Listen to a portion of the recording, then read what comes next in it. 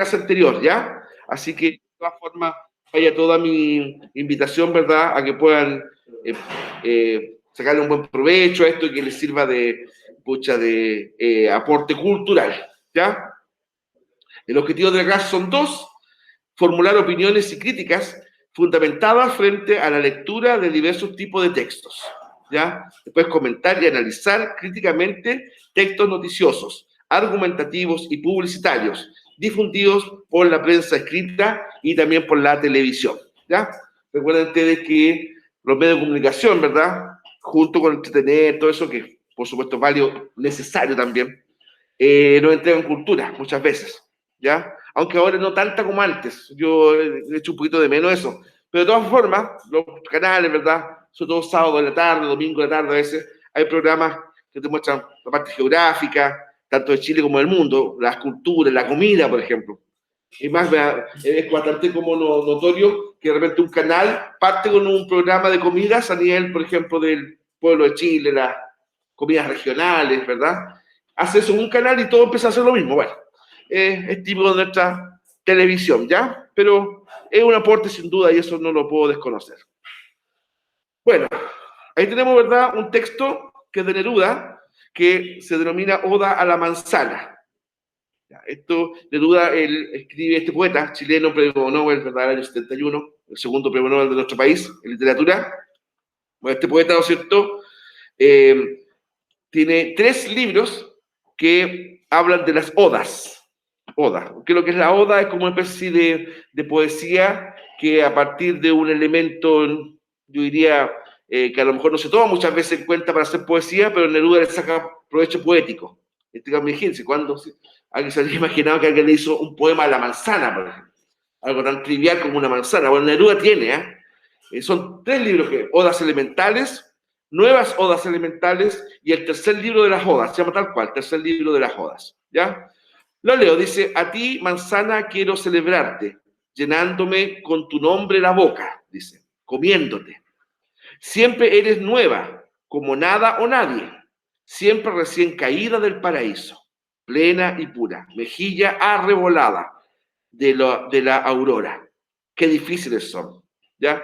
Bueno, está claro que si uno lee eso con un sentido crítico, ¿pa?, como que Neruda, a partir, ¿no es cierto?, de las características de la manzana, está hablando de una mujer, ¿no es cierto? Como quisiera celebrarte, dice, llenando con mi boca con tu nombre, dice, comiéndote, ¿verdad? Eres nueva, como nada o nadie, ¿ya? Recién caída del paraíso, acuérdense del mito, ¿no es cierto?, de que Adán y Eva, ¿verdad?, pierden su condición de habitante del paraíso por un tiempo, una manzana, ¿ya? Una manzana que, aunque de verdad, si ustedes buscan ese pasaje de la Biblia, en ninguna parte dice que es una manzana, dice el fruto prohibido nomás. Bueno, pero siempre se ha pensado que es una manzana, ¿ya? Plena, pura, mejilla arrebolada. Ustedes saben que es un tema de textura, de maquillaje, ¿no es cierto? Muchas damas, sus mejillas lucen como rojas, ¿verdad? O color, ¿no es cierto?, en esa vía. Entonces, ¿ven? A partir de esta poesía, Neruda hace toda una suerte de comparación de su gusto por el fruto, la manzana, con a lo mejor tal vez con un amor que tuvo. Se nota ahí que al leer esa frase de Neruda, ustedes ven cómo ese viejo tan re feo hizo esto, sin duda. Y Neruda tiene poemas, por ejemplo, de tipo romántico muy bello, ¿verdad?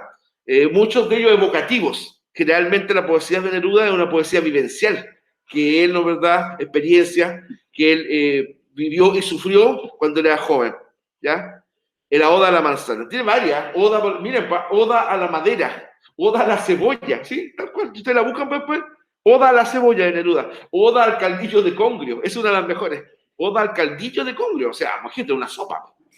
Entonces, ¿cómo un poeta se le puede haber ocurrido hacer una poesía del caldillo de congrio? Es como si te hiciera un Oda a los porotos granados, Oda al arroz con vienés y huevo. Bueno, Neruda lo hizo.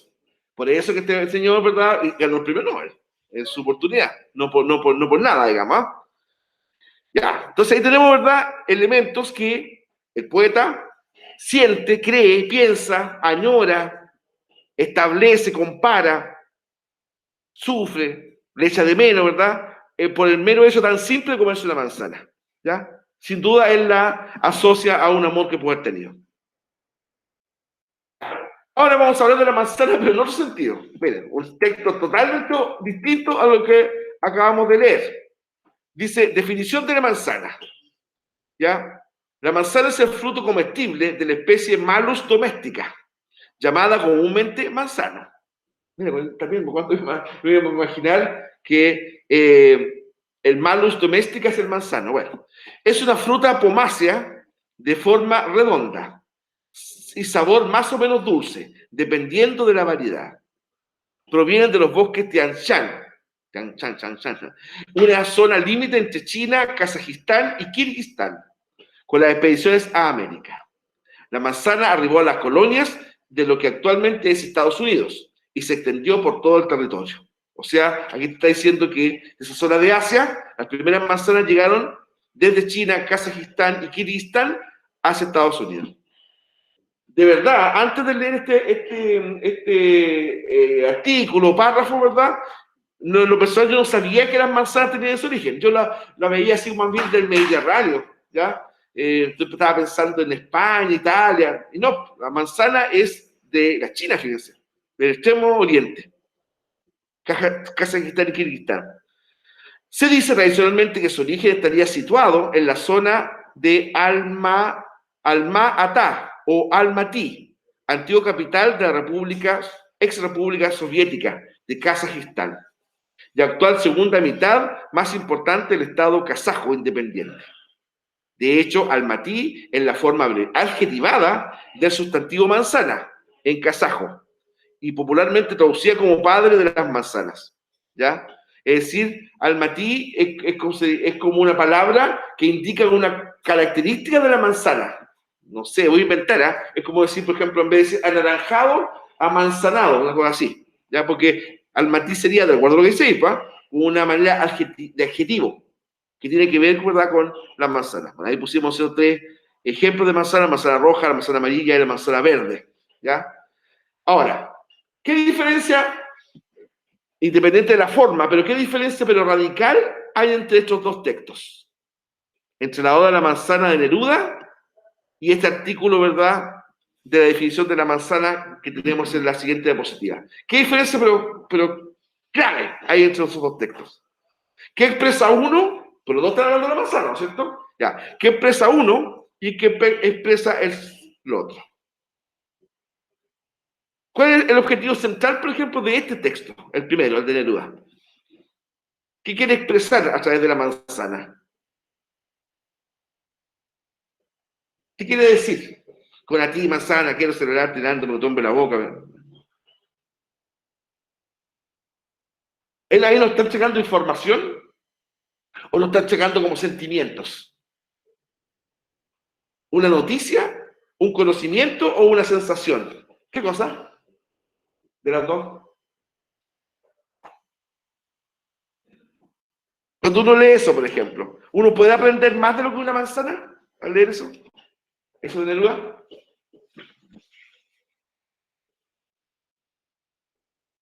Si usted, profesor, le dijera, por ejemplo, un profesor de naturaleza, haga una disertación sobre la manzana, el fruto de la manzana, ¿este texto le serviría? ¿Ese de Neruda? ¿Por qué no? ¿Por qué? Porque no sé, ¿por qué no? Ya, muchachos, ese texto, en fondo, no entrega información, entrega, en fondo, es una expresión de sentimientos, de sensaciones, de recuerdos, de poner una comparación. Neruda, con su genio literario, ¿verdad?, hace una comparación entre una amada que tuvo y la manzana.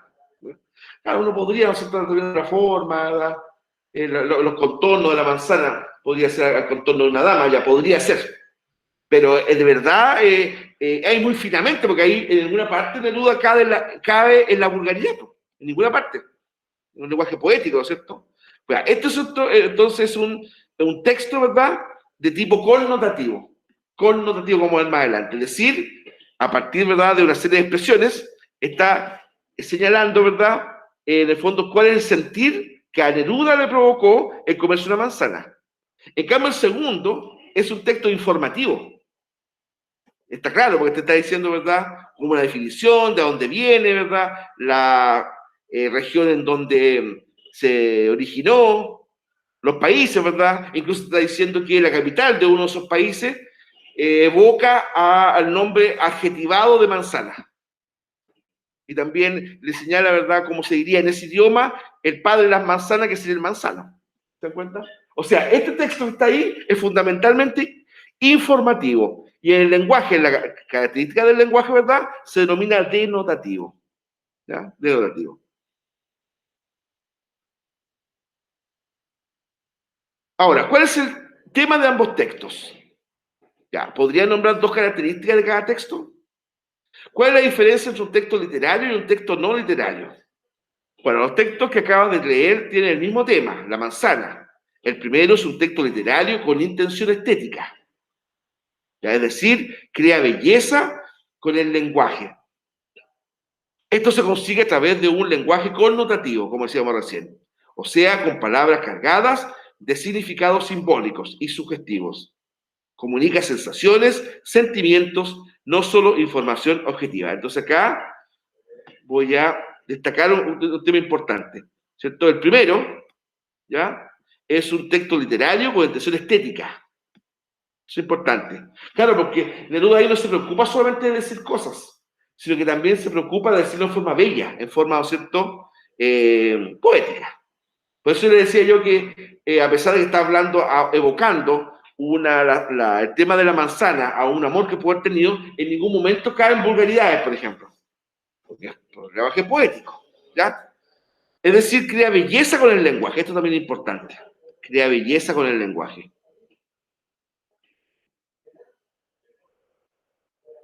¿Ya? Esto se consigue a través de un lenguaje connotativo, ¿ya? Lenguaje connotativo. El lenguaje connotativo tiene esa intencionalidad. No entrega información. Por eso le decía yo delante, si por ejemplo, en una asignatura como naturaleza, por ejemplo, se les pidiera hacer una disertación sobre la manzana, que nos indique características científicas de la manzana, si nos serviría ese texto, no, ¿ya? O sea, con palabras cargadas de significados simbólicos y sugestivos. Comunica sensaciones, sentimientos, no solo información objetiva, ¿ya? Esto también es importante. ¿Qué comunica ese texto? Sensaciones, ¿ya?, sentimientos, no solo información objetiva. Eso también es clave considerar eso. Ahora, el segundo texto es no literario. Tiene como objetivo informar de manera clara y objetiva sobre una realidad determinada. Y su lenguaje es denotativo, porque las palabras que utiliza son exactas y precisas. ¿Ya? Exactas y precisas. ¿No es cierto? Y compruébalo. Si uno vuelve acá, ¿verdad? ¿De qué te está diciendo? Mira, vamos, dice, la manzana, la parte indicando de qué estamos hablando, ¿verdad?, es el fruto comestible de la especie y le da la denominación científica, Malus domestica, ¿ya?, llamada comúnmente manzana. O sea, Malus, ojo, Malus domestica es el nombre científico del manzano, el árbol de la manzana, ¿ya? Es una fruta pomácea, de forma redonda y sabor más o menos dulce, dependiendo de la variedad. Entonces, por ejemplo, habría que entender acá, y podríamos buscarlo, para transparentarlo lo voy a hacer, ¿verdad? Porque así, claro, porque pomácea, ¿qué es lo que es pomácea? ¿Qué es lo que es pomácea? Pomácea. Ya no sabemos, no, tal vez. Entonces se busca pomácea. ¿Ya? Ya. Entonces, pomácea, ¿verdad?, es un género relativo, ¿verdad?, con forma de molusco, ¿ya? Es como una forma así de un molusco. Y si usted se fija, ¿ya?, a alguien se le ha ocurrido en un momento dado que la manzana tendría una forma así parecida a un caracol, ¿verdad? Tendría una manera bastante curiosa. ¿Ah? ¿Sí? Bueno, ya. No se pone mucho así, pues, por la hora de volver. Ya. Y de hecho, hay un caracol que justamente se llama caracol manzana. Es decir, se asocia, ¿verdad?, a la forma de este fruto. ¿Ya? De forma redonda, sabor más o menos dulce, dependiendo de la variedad. ¿Se dan cuenta? Y aquí también te va indicando el nombre de la región de donde se originó la manzana, Tian Shan. ¿Ya? Países que confluyen a esta zona: China, ¿cierto?, Kazajistán, Kirguistán. Por ende, el segundo texto que estamos hablando ahí, fundamentalmente es un texto informativo, ¿ya? Y ese texto informativo, acá, está claro, ¿verdad?, que se denomina denotativo.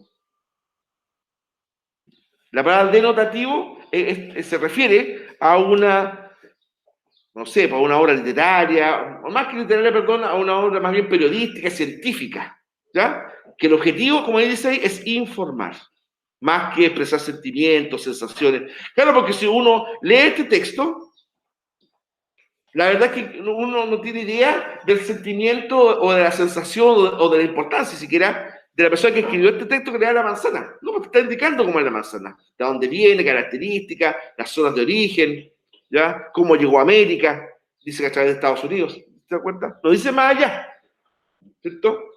Por eso es, en el fondo, denotativo, ¿ya? Porque su objetivo es informar, ¿ya? De manera clara, objetiva, sobre una realidad determinada. Aquí da lo mismo qué cosa le recuerda al señor o señora, ¿verdad?, que escribió ese texto, da lo mismo eso. No importa, digamos. Incluso tampoco importaría si al que escribió esto, me refiero al segundo, eso, si le gusta o no la manzana, capaz que a lo mejor este ni le guste, nunca su viejo se comió una manzana, ¿ya? ¿Verdad? Como que eso no importa, porque la importancia de este texto, ¿verdad?, es informar. Ya. También es la idea de comparar textos. Por ejemplo, dice ahí lo que siento por ti. Lo que siento por ti es tan difícil. No es de rosas abriéndose en el aire, es de rosas abriéndose en el agua, lo que siento por ti. Esto que rueda o se quiebra con tantos gestos tuyos, o que con tus palabras despedazadas y luego incorporas en un gesto y me invade en las horas amarillas. Me deja una dulce sed doblada, lo que siento por ti, tan doloroso como pobre luz de estrellas, que llega dolorida y fatigada, lo que siento por ti, y que, sin embargo, ando tanto que a veces no te llega. Ya, evidentemente, dice ahí incluso la portada del libro del autor, mira, este es un caballero español que se llamaba Idea Vilariño. Bueno, este caballero, Idea Vilariño, ¿verdad?, hizo distintos poemas, dice poemas de amor nocturnos. Si uno lee eso, está claro que este señor le está hablando de un amor que perdió, o un amor no correspondido, ¿no, verdad?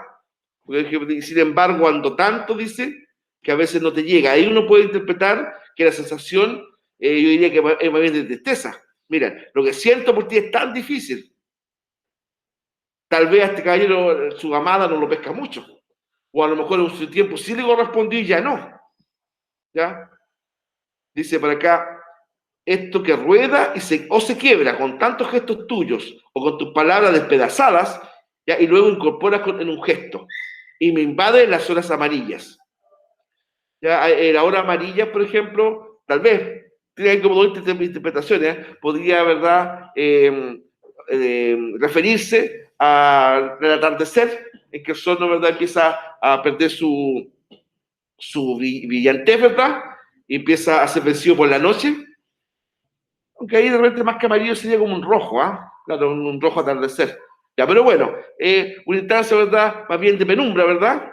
O también horas amarillas, podría ser también aquel espacio en que él toma un libro, a lo mejor un cuaderno en el que comportó cosas amadas y con el tiempo la hoja se empieza a poner amarilla, ¿ya? Y que le recuerda ese amor que ya no tuvo. Entonces, si uno lee este texto, evidentemente estamos hablando de un poema bien triste, ¿ya? De una persona que tuvo en un momento dado un amor y que ya no lo tiene, ¿ya? Por eso lo repite constantemente, lo que siento por ti o lo que en un momento dado sentí por ti. Ya, entonces, actividad de aplicación. Esto la podemos hacer como de inmediato, digamos. Dice, ¿cuál es el tema del poema? Si teníamos que colocarle una palabra, por ejemplo, ¿cuál es el tema del poema ahí? ¿De qué habla el poema? ¿Habla de una manzana? ¿Es un poema bélico, de guerra?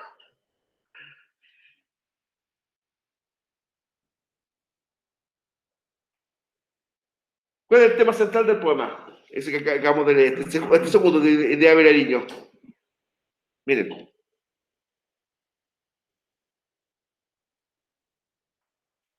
El poema De amor, ¿no es cierto? Bien. Ya. Entonces, ¿cuál es el tema del poema? El amor. Obvio. Ya, el amor. ¿Qué sentimiento expresa el hablante lírico? El hablante lírico es como que el que va contando el poema, ¿no es cierto? El que va hablando ahí. De alegría, de pena, tristeza, añoranza. Es un poema alegre, ¿no? Eso. ¿Está contando que le está yendo bien en su relación o no? No, ¿no es cierto? Por lo tanto, ¿qué sentimiento expresa el poema? Puede ser de pena, ¿ya? Ciertamente. Ya, puede ser de un amor no correspondido o un amor ausente, todo eso, pero en fondo es tristeza, ya. Después, ¿cómo es el tipo de amor que se expresa en el poema?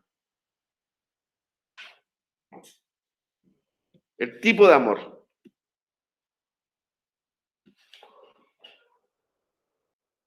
¿Lo está pasando bien cuando está escribiendo eso? No. No, ¿no es cierto? Ya, y si no lo está pasando bien, ¿cómo podría, puse como si fuera otra palabra ahí, ¿ya? Si no lo está pasando bien, ¿cómo podríamos catalogar el sentimiento? De, con T, ya, con un sentimiento triste, ¿no es cierto? Triste. Coloquémosle más cosas acá, ausente. Presente, se siente. No, esto es ausente, ¿ya? Porque si fuera un amor presente, ¿verdad? Correspondido, evidentemente no estaría hablando así, pues. Porque está claro que la está pasando mal. Idea Vilariño. Me quiere llamarse Idea. Nunca he escuchado ese nombre. Ya, o a lo mejor es un nombre inventado para el seudónimo, ¿no es verdad? Ya. No correspondido, lo que vamos acá también, es más, sea más largo, no correspondido. Cada una parte dice, a veces cuesta tanto que te llegue, o sea, las señales que él le da, como que no lo están tomando en cuenta, correspondido. ¿Ya? Entonces, está claro, ¿verdad?, que estamos en presencia ahí de un amor triste, o que se tornó triste. Ya, interpreta los siguientes versos. No es de rosas abriéndose en el aire, es de rosas abriéndose en el agua. ¿Está buena? Rosas abriéndose en el agua. ¿Por qué las rosas pueden llegar al agua? ¿Por qué? Ya, la están regando. Podría ser, fíjate, no pensamos en lado. Ya, la están regando, sí. Pero no, sí, puede ser, ¿eh? Porque poesía puede ser. No es lo mismo que matemática, ¿verdad? Pero razonémosla, o razonemos, ¿no es cierto?, en razón a lo que dice aquí. A lo mejor, ¿cómo puede llegar las rosas al agua? Pensemos.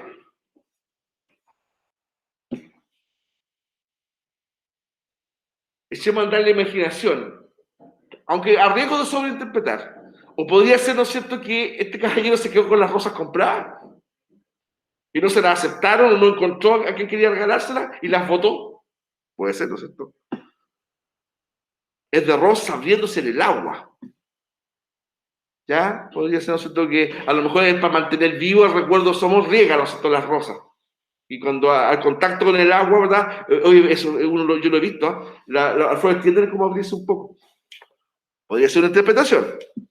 Pero también podría ser, no sé, pues, quiso agradar a su amada y ya definitivamente ya no pasa nada ya y lo mandaron de vuelta con la rosa comprada, por ejemplo. Y el enojado, pum, la tiró. Puede ser también.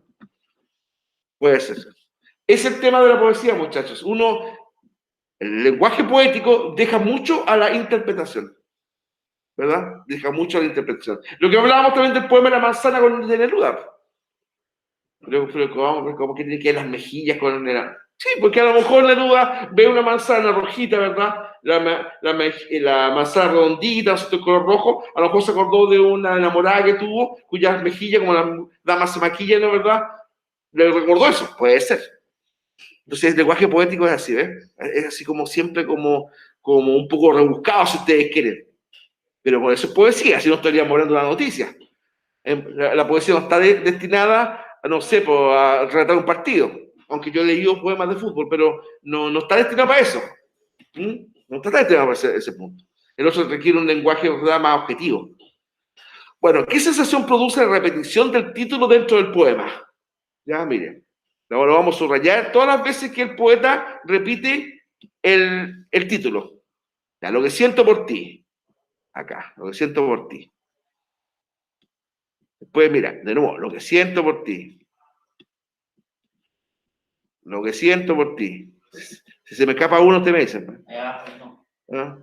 Lo que, bueno, lo que siento por ti. ¿Por qué creen ustedes que lo repite tanto? Porque es un poema. Pero hay una razón. Aparte de ser un poema. Ya, buena, podría ser. Y en el fondo, por si algún día la dama aquella, yo asumiendo que sea una mujer, porque hoy día podría ser perfectamente otro varón, ¿ya? Y sería válido, ¿verdad? Bueno, que la persona, ¿no? que lea eso, tenga clarito que ese poema se lo hicieron para ella o para él, ¿ya? Lo que siento por ti, lo que siento por ti. Y en el fondo, mira, lo que sentí por ti, esto cosa fue importante. Me dejó lleno de verdad de estos sentimientos. De eso de repente la poesía puede caer un poco en la sobreinterpretación, ¿eh? Pero por eso esa es la diferencia entre un texto literario y uno no literario. La poesía, ¿verdad? Está justamente diseñada para que la gente lo interprete. Quiero escribir los versos más tristes esta noche, dice Neruda. Escribir, por ejemplo, la noche está estrellada y tiritan azules los astros a lo lejos. Ya. Veamos ese mismo texto desde el punto de vista meteorológico. Bueno, este señor salió a caminar, ¿verdad? La noche, perdón, estaba sin nubes, probablemente mañana será un día de sol. Sí, pero obviamente Neruda no quiso decir eso cuando ese poema, ¿verdad? No estaba dando de forma del tiempo. Claro, porque dice, la noche está estrellada, ¿no? Un día, o sea, hasta mañana va a haber sol, generalmente. Uno, ¿verdad? Me ocurre cuando en la noche, por ejemplo, del día anterior, saco la basura en mi casa, la veo, nublada, ya. Capaz que llueva, algo dice. Oh, pero lleno de estrellas, chuta, mañana hace calor. Ya. No, pero con esos versos de Neruda no estaba en el fondo dando a conocer el estado del tiempo. Estaba señalando, ¿verdad?, qué cosa él le evoca, le provoca, asocia, recuerda al ver una noche estrellada. Y si es un poema más bien largo, digamos, el poema 20, ¿no es cierto? Pero después más adelante habla de cosas que él vivió con su amada en noches estrelladas. Tal vez uno de los poemas más conocidos de Neruda es justamente el poema 20. ¿Ya? Increíble, ese poema Neruda lo hizo en su adolescencia, fíjense. Después su poesía siguió por bastantes derroteros, pero uno de los que más se conoce de Neruda es el poema 20. Y esa fue la segunda obra que él hizo. Los 20 poemas de amor y la canción desesperada. Bueno, ahora, para empezar todo lo que estamos hablando, es donde surgen los géneros literarios, ya que están ahí a continuación y que también es parte importante de la materia de esta clase. ¿Ya? Los géneros literarios son los distintos grupos o categorías en que podemos clasificar las obras literarias, atendiendo a su contenido y estructura. Se presentan tres clasificaciones. ¿Ya? El género narrativo es un tipo de literatura donde el autor hace uso de un narrador, ¿ya?, el cual se encarga de relatar la historia. Esta puede ser real o ficticia. Por norma general, se utiliza la prosa para este tipo de literatura. La prosa. Cuando uno habla, por ejemplo, de un relato, como incluso ese texto está ahí, ¿ya? Eso sería una prosa, ¿ya? Es decir, no tiene rima, no tiene versos, ¿ya? Es un párrafo, digamos. Los textos informativos son en prosa, pero también los textos literarios. Claro, una novela, por ejemplo, es prosa, un cuento es prosa, un ensayo es prosa. ¿Puede haber poesía en prosa? Sí. ¿Puede haber una prosa poética? Sí, señor. ¿Ya? Volviendo a Neruda. Neruda parte, ¿no es cierto?, su obra literaria, poética, con poemas con rima, ¿verdad?, que van rimando. Farwell, poesía tan recurrente en Neruda. Incluso cuentan que a Neruda le cargaba después que lo hicieran recitar Farwell, porque fue también un poema de su inicio. ¿Ya? Desde el fondo de ti, ya arrodillado, dice, un niño triste como yo nos mira. Por esa vida que arderá en sus venas, tendrían que amarrarse nuestras vidas. O sea, está diciendo que tuvo noticias que su amada está embarazada. Claro, pues esa vida que arderá en sus venas tendrían que amarrarse en nuestras vidas. Recuerden que en el pasado, generalmente cuando un chico embarazaba a una niña, ¿verdad?, lo obligaba a casarse, ¿no es cierto? Eso era tradicional en nuestras sociedades antiguas. Ahora no están haciendo, ¿verdad? Ahora sale cascando, dice el tiro. Bueno, no, pues tiempo no, pues tú a tu chica la embarazada tenías que casarte y el suegro llegaba con una pistola, ¿no? Pero él dice, mire, ya lo dice en 1920, por ahí. Por esa vida que andará en sus venas, ¿verdad? Es el bebé que él cree que su madre está esperando, tendría que amarrarse a nuestra vida. Ya lo está diciendo Neruda en esos años. Bueno, esa frase de Neruda, ¿verdad? Ese tipo de rima es justamente rima sería asonante. Claro, no,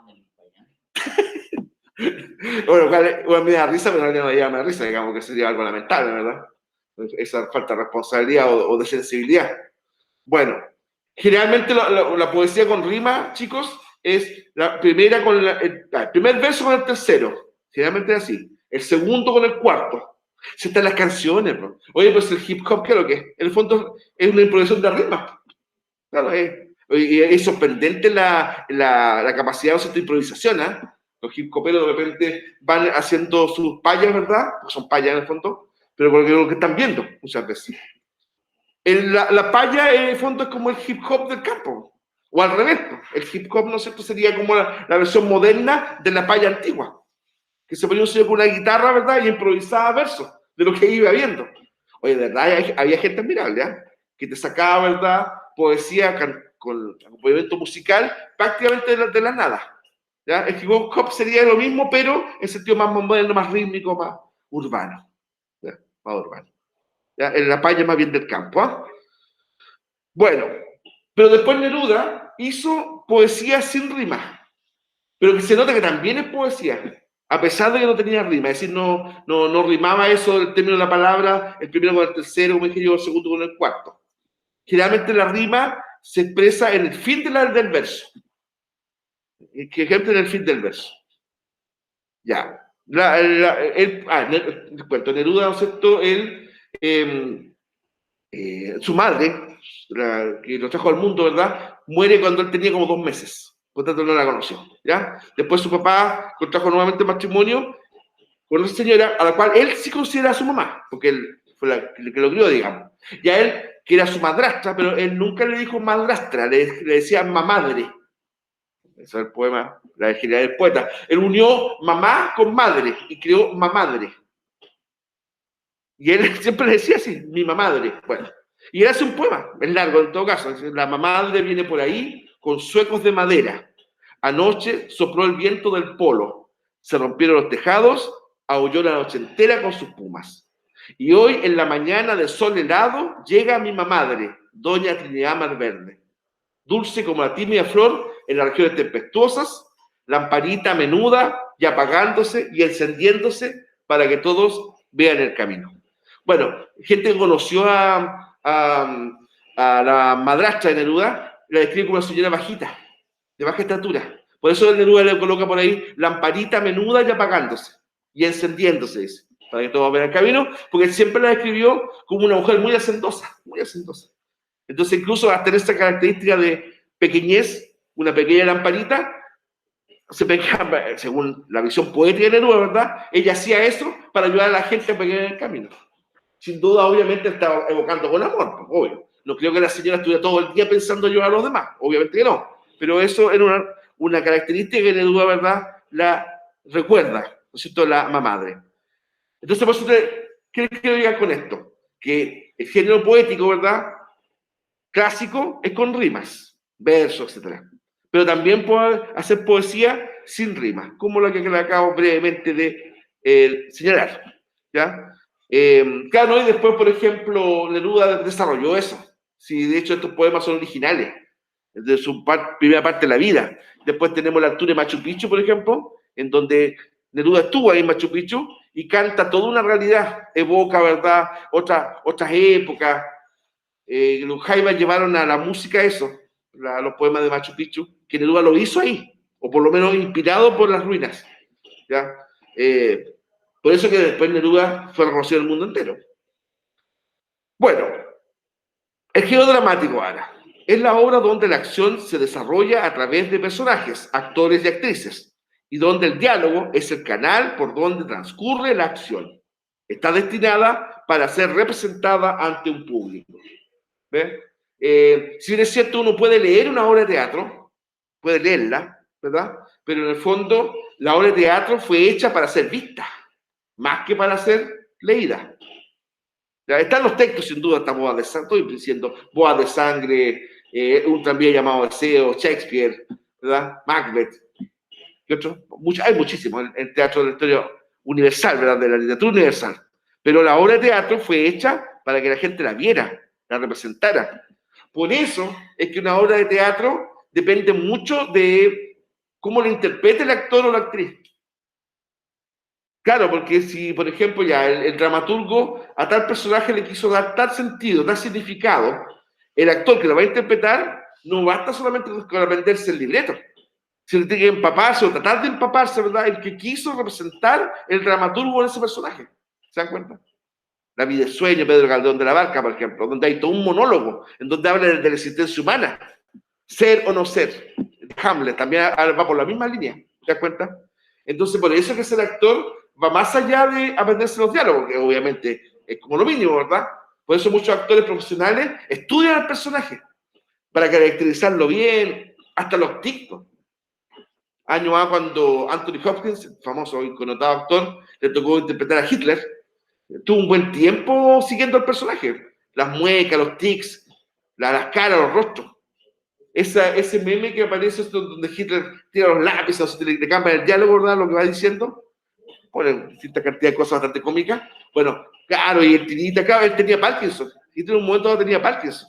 ¿Te das cuenta? Incluso él se nota, cuando él se va alejando, ¿verdad? Una mano temblaba por el Parkinson, ¿verdad? Pero eso implicó que el actor, Bruno Ganz, actor austriaco, ¿ya? Estudiara el personaje. Él, por ejemplo, una característica de Hitler que pasaba muy rápido de la risa, pero a mandíbula batiente, a carcajada, a una furia. ¿Ya? Y esa característica de Hitler, ¿verdad? Fue estudiada por el actor para poderla representar correctamente. Entonces, por eso digo que el género dramático está hecho o fue hecho para que la gente lo viera, representado en las tablas. Uno dice las tablas porque es un término teatral antigua, las tablas. Es como decir el escenario. El teatro nace en Grecia. Ya había dos tipos fundamentalmente de obras: la tragedia y la comedia. La tragedia, como su nombre lo indica, ¿verdad?, tenía un fin fatal, trágico, triste, tormentoso, que te dejaba bajoneado. En cambio, la comedia era más liviana, que también tenía un afán de enseñarte, de enseñar cosas, etc., pero mediante términos humorísticos. Por eso es que, se lo decía ya a sus compañeros de la tarde, digamos, en realidad es incorrecto hablar de comedia a las teleseries, por ejemplo. La gente dice las comedias, la verdad es que no es tan comedia, también las chilenas sí, pero en general la teleserie, como nosotros entendemos teleserie, es más bien tragedia que comedia. Si ustedes ven las teleseries turcas, por ejemplo, es pura tragedia, fundamentalmente. Las chilenas no tanto, de verdad, las teleseries chilenas como que han evolucionado, esa parte más bien liviana, siempre no sean nocturnas, como siempre son trágicas. Bueno, el género lírico son las obras donde el actor, o escritor, perdón, o escritora, a través de un hablante lírico, expresa sus sentimientos. En otras palabras, su mundo interior. El verso es el más utilizado en este género. Como yo decía adelante, esto es también importante. ¿Ya? Y el género lírico, ¿verdad?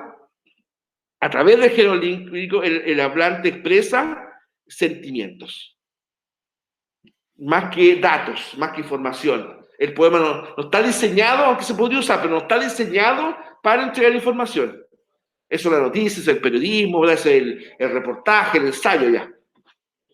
Incluso el ensayo mezcla, la obra que se llama ensayo, va mezclando información dura, pero también con opiniones, ¿verdad? Por eso es que el ensayo es medio literario y también medio puede ser periodístico o científico, ¿ya? El arte dramático, o el género dramático, ¿verdad? Aquí lo voy a encerrar. La acción se desarrolla a través de personajes. Y aquí el diálogo es importante. Uno va conociendo la trama de la obra a través del diálogo, de lo que van diciendo los personajes.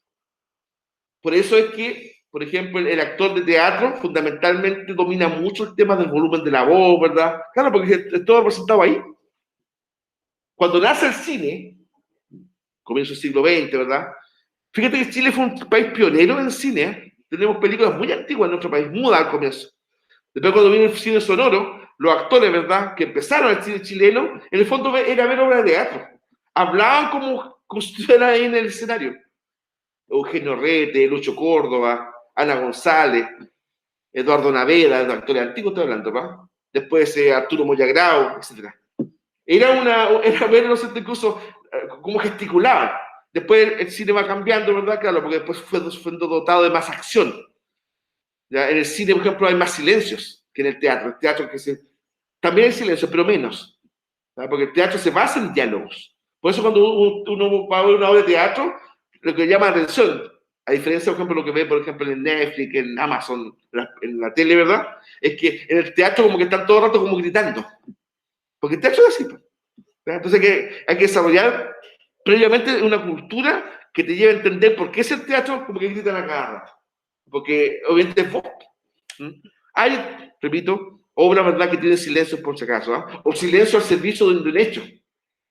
En el clímax de Bodas de Sangre, cuando Leonardo y el novio se matan mutuamente, ¿verdad?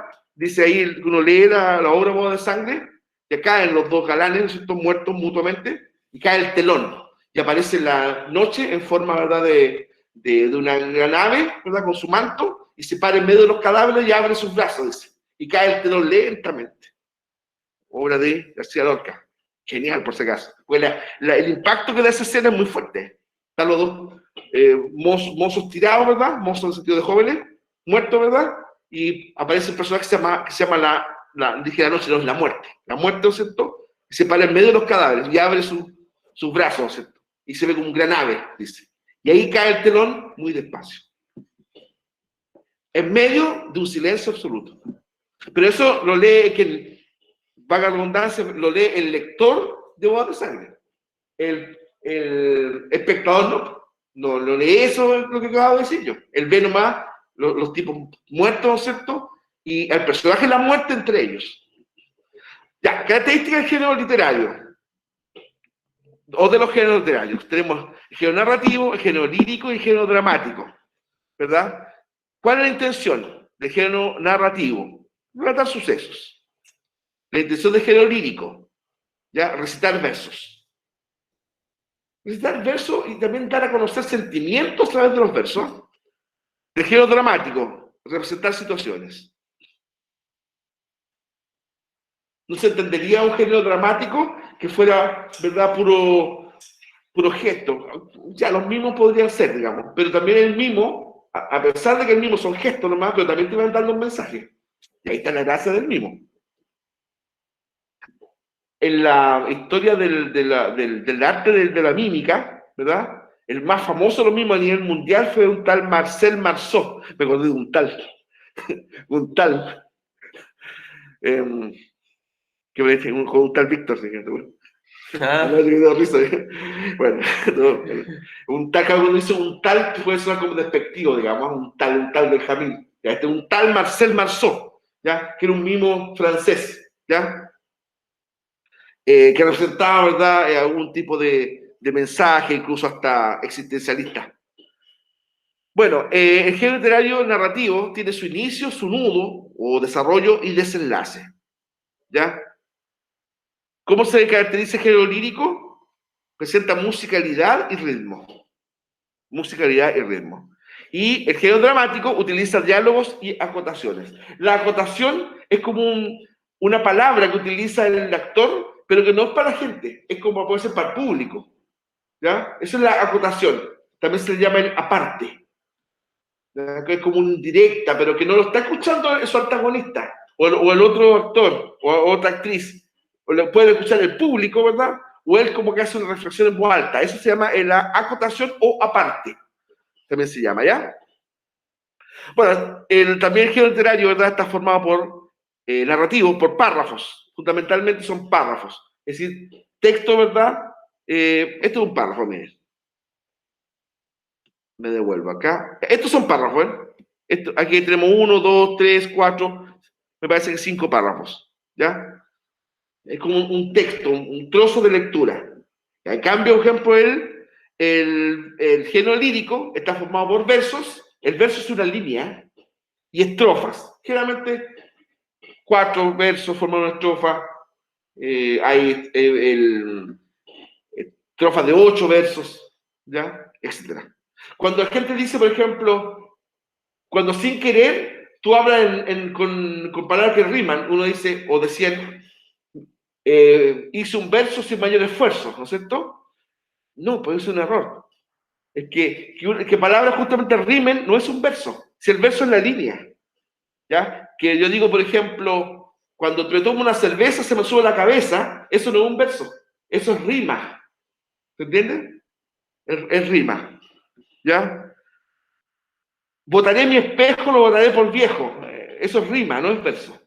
Verso es la línea, ¿ya? Que forma parte de la estrofa. Ya, el acto dramático, ¿verdad? Se forma generalmente por actos o escenas. Primer acto, segundo acto. O sea, a veces cuando uno dice una pregunta y ingenio, todavía uno habla así. Primer acto, no sé, pues, tal cosa. Segundo acto, tal otra, y así. ¿Cómo se llama la obra? ¿Se puede hacer esa dinámica? Bueno, es justamente por el tema dramático. ¿Ya? Después, ejemplo de género narrativo, del cuento, la novela, la fábula, la leyenda, el mito. ¿Ya? Son 4 ejemplos. ¿Ya? Ejemplo o tipo de género lírico, el poema, la canción. Ahí estamos hablando de canción como elemento literario, más que como elemento musical, ¿ya? Ejemplo de género dramático, la obra de teatro, el guión, el libreto, el parlamento. El parlamento. De hecho, por ejemplo, la palabra libreto, que el otro día lo hablábamos cuando tratábamos las palabras derivadas o familias de palabras, ¿verdad? Tiene que ver fundamentalmente con que el guión de las obras de teatro se escribían y se entregaban a los actores en pequeños libritos, un librito chico. De hecho, el libreto es un diminutivo del libro. Por eso ahí se formó la palabra, digamos. Y después con el tiempo ya el libreto dejó de ser un libro chico y se transformó, ¿verdad?, en el argumento de una obra literaria. Y fíjense una cosa, en el teatro antiguo existía un señor que se llamaba el Consueta. Consueta. Creo que el Consueta. El Consueta, incluso había un espacio dentro del escenario donde estaba él. Se colocaba con el guión.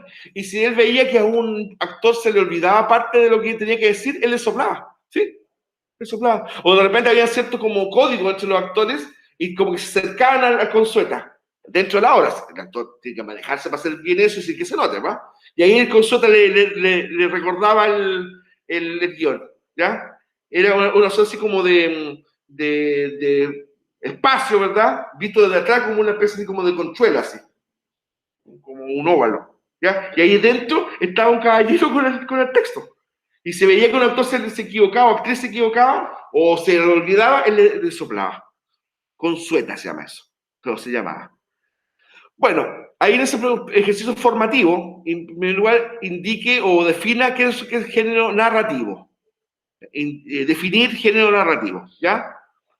En la 4, ¿qué es el género lírico? ¿De dónde proviene el nombre lírico? De anticipo, yo doy una pista. Cuando en la antigua Grecia los poetas recitaban sus versos, se hacían acompañar por un instrumento, parecido al arpa, que es la lira, ¿ya? Para darle mayor entonación, solemnidad a la poesía, ¿ya? Entonces, de lira, este instrumento que utilizaban los poetas en la antigua Grecia, ¿verdad?, para acompañar sus versos, ¿cierto? De ahí viene el lírico. Y por eso después esta palabra después empezó a ser sinónimo de poesía. Bueno, ahí tenemos, ¿verdad?, algunos ejemplos de obras de los géneros literarios. Por ejemplo, género narrativo, El Quijote de la Mancha. Autor Miguel de Cervantes. ¿Ya? Dice que después de la Biblia, El Quijote es el libro más editado y más vendido en la historia. ¿Ya? El segundo bestseller más editado en la historia. La Biblia es primero y después El Quijote de la Mancha. Género lírico. Ejemplo, la Ilíada. De ahí, este poeta Homero, ¿verdad?, narró, ojo, 10 días de la guerra de Troya. La Ilíada original son 10 días de la guerra de Troya. Género dramático, Edipo Rey, autor Sófocles. Es una leyenda en todo caso anterior a Sófocles. Sófocles la escuchó, le puso más argumento, ¿verdad? Y nos dejó esta obra dramática, Edipo Rey. Un joven, ¿no es cierto?, que al momento de nacer, su padre ordena su muerte porque iba a ser la ruina de la ciudad. Incluso iba a matar a su propio padre, etc. Y después el soldado que tendría que haberlo matado, ¿verdad?, lo deja abandonado en un cerro, en un monte, para que se lo comieran las fieras, los animales salvajes. Pero ocurre que un pastor que iba pasando ve al niño y se apiada de él y se lo lleva. Y el niño creció, ¿verdad?, pensando que era hijo de pastores. Después, en un momento dado, ¿verdad?, este pastor lo lleva a este niño, ¿cierto?, a donde una ciudad cercana a su ciudad natal, y él crece pensando que es hijo de los reyes de esta ciudad. Hasta que un adivino le dice, ándate de esta ciudad, le dice, porque tú vas a ser la ruina de la ciudad. O sea, le hace la misma predicción que al papá verdadero.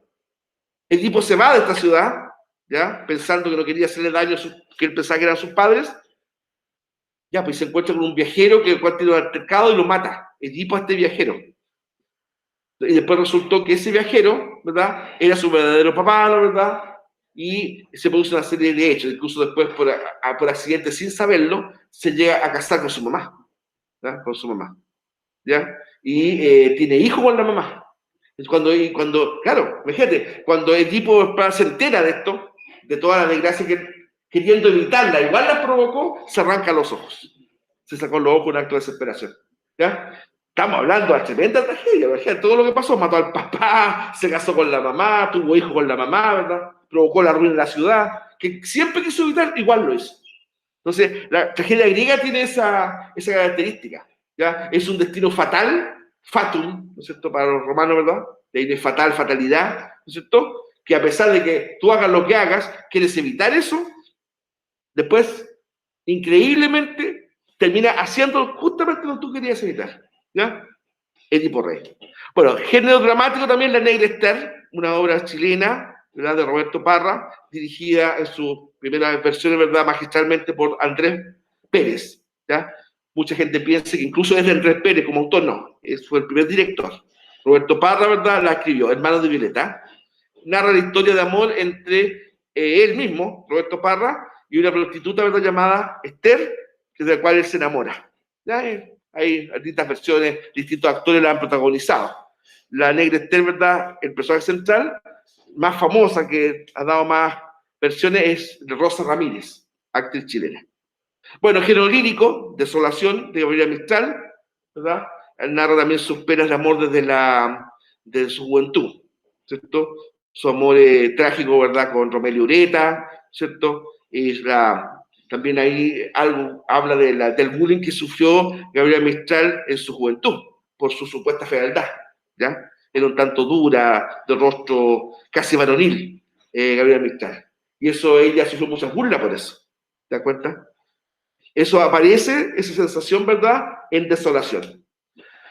Narrativo, por ejemplo, narrativo literario, Pantaleón y las visitadoras, de Mario Vargas Llosa. Es una novela llevada al cine, ¿eh? Es decir, a un militar, ¿verdad?, que debido a unos casos de violaciones en unidades militares de la selva amazónica peruana, el ejército peruano le encomienda hacer un servicio de prestaciones sexuales, ya que el Pantaleón, ¿verdad?, recluta a prostitutas para llevarla, ¿verdad?, a tener sexo con los soldados de un regimiento. ¿Ya? Y Pantaleón se toma su labor tan a pecho que organiza todo un servicio que le llama prestaciones. ¿Ya? Y él les da uniforme a las niñas, ¿no es cierto?, las lleva, pero lamentablemente después se cae en la tragedia porque Pantaleón se enamora de una de ellas. ¿Ya? En la película se ve, ¿verdad?, el personaje que en la obra es brasileña, pero ahí en la película le ponen la colombiana. ¿Ya? Angie Cepeda, la protagonista. Se produce una tragedia, etc. Bueno, no se las cuento más para que la puedan ver con interés, digamos. Pantaleón es una muy buena película, pero también está muy buena la obra, el libro que dio origen a esta película, ¿verdad?, de Mario Vargas Llosa. Bueno, ejercicios formativos, se los dejamos, háganlo por favor, porque le va a implicar ahí conocer o practicar preguntas que pueden aparecer en la prueba, mensual ahora, ¿ya? Explique a lo menos dos diferencias, es un texto literario y un texto no literario, ¿ya? ¿Cuáles son los objetivos de cada uno, características? Dos diferencias nomás.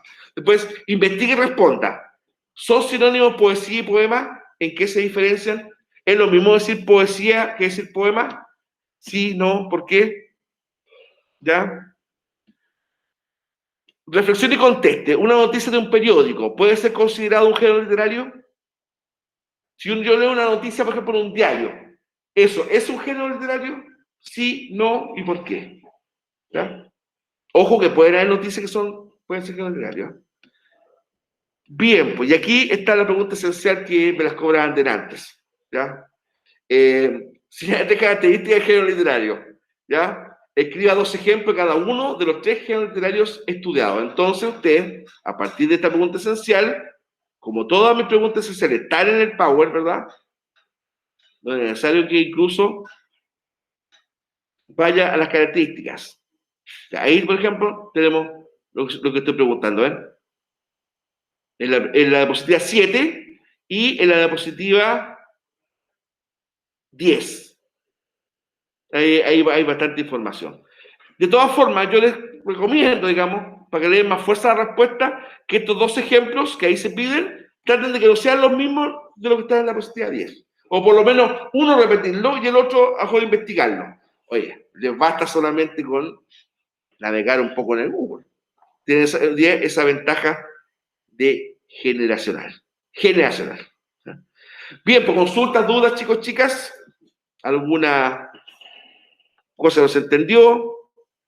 No creo, profe, porque me quedo dormido en medio de la explicación. No importa. Si soñó con mi explicación, no importa, mejor. ¿Cómo sabe que a partir del sueño va a mejor saber más que el resto? Pues, ya. En casa, chicos, chicas, ¿alguna consulta? No, profesor. De todas formas, si tienen alguna duda, ¿verdad?